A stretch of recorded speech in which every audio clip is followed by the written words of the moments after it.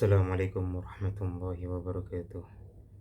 Alhamdulillahirrabbilalamin.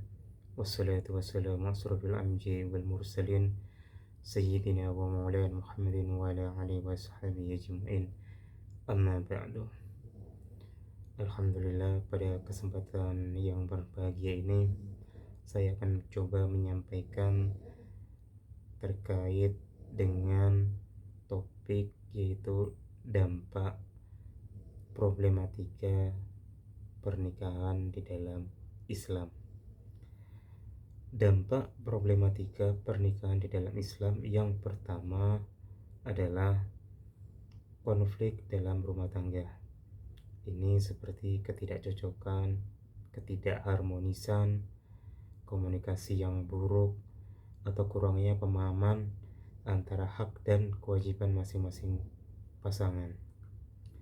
Dan yang kedua adalah mungkin juga disebabkan oleh peran orang tua dan keluarga yang sangat berlebihan. Dan hal ini juga mengakibatkan ketegangan antara hubungan suami dan istri yang berujung pada perceraian. Dan yang selanjutnya adalah perceraian. Perceraian seringkali menjadi pilihan terakhir ketika konflik rumah tangga yang sudah tidak dapat diselesaikan lagi. Dampak perceraian sangat besar bagi pasangan maupun anak-anak karena bisa menyebabkan masalah psikologis, sosial, dan ekonomi. Dan yang selanjutnya adalah kurangnya pendidikan agama. Minimnya pemahaman agama antar pasangan, baik itu suami atau istri, itu bisa menyebabkan perilaku yang tidak sesuai, seperti ketidakadilan dalam rumah tangga, pengabaian hak-hak pasangan, dan perilaku yang buruk. Selanjutnya, untuk mengatasi problematika pernikahan di dalam Islam itu ada beberapa langkah yang bisa kita ambil. Yang pertama adalah peningkatan pemahaman agama.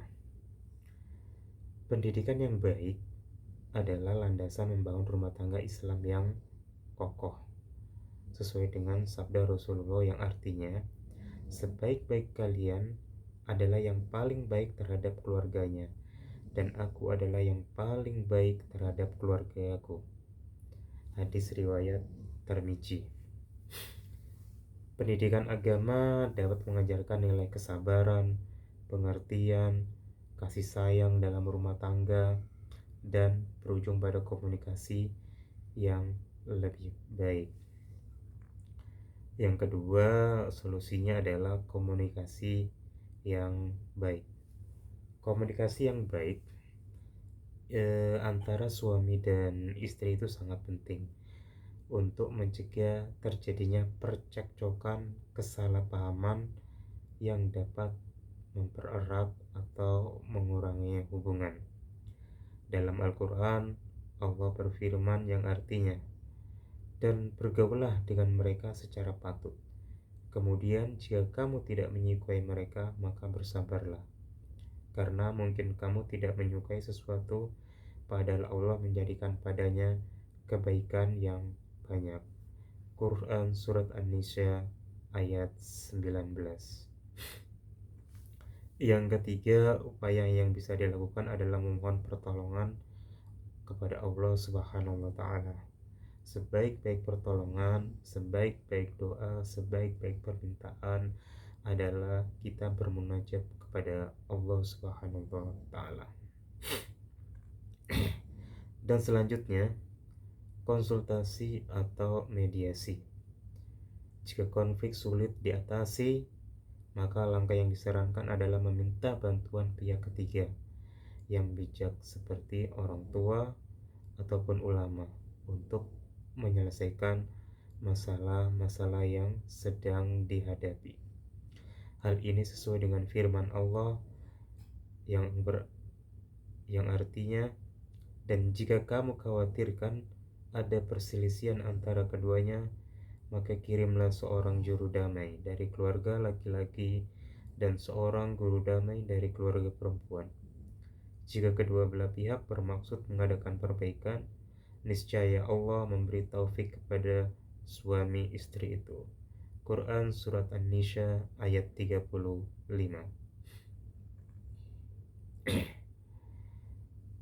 Berikut adalah contoh kasus solusi dalam rangka amal ma'ruf nahi mungkar.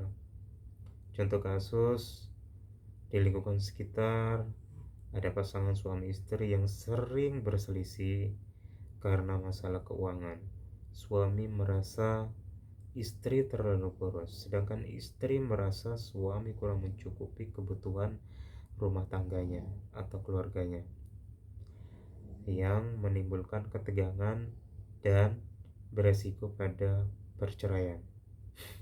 Upaya solusi mungkin yang bisa dilakukan pertama adalah memberikan nasihat tentang tanggung jawab dan keharmonisan. Yang kedua, mengadakan konsultasi dengan tokoh agama. Yang ketiga, menyarankan untuk memperkuat ibadah dan memohon pertolongan kepada Allah Subhanahu wa taala. Dalam menjalankan amal ma'ruf nahi mungkar, kita bisa menasihati pasangan dengan cara lemah lembut, tanpa menghakimi atau tanpa menyudutkan, baik dari sisi suami maupun dari sisi istri. Hal ini sesuai dengan firman Allah Subhanahu wa taala dalam surat Al-Imran ayat 104 yang artinya, dan hendaklah di antara kamu segolongan umat yang menyeru kepada kebajikan, menyuruh kepada yang ma'ruf, mencegah dari yang mungkar. Merekalah orang-orang yang beruntung. Jadi kesimpulannya adalah problematika pernikahan dalam Islam berdampak besar terhadap keharmonisan rumah tangga. Dengan menerapkan prinsip komunikasi yang baik, pemahaman agama, konsultasi, konflik dapat diatasi dalam rangka menjalankan amal ma'ruf nahi mungkar. Penting untuk memberikan solusi dengan penuh hikmah, kelembutan, dan mengedepankan nilai-nilai Islami. Berikut yang bisa saya sampaikan terkait dengan problematika pernikahan dalam Islam. Atas kurang dan lebihnya saya mohon maaf yang sebesar-besarnya. Wabillahi taufiq wal hidayah. Assalamualaikum warahmatullahi wabarakatuh.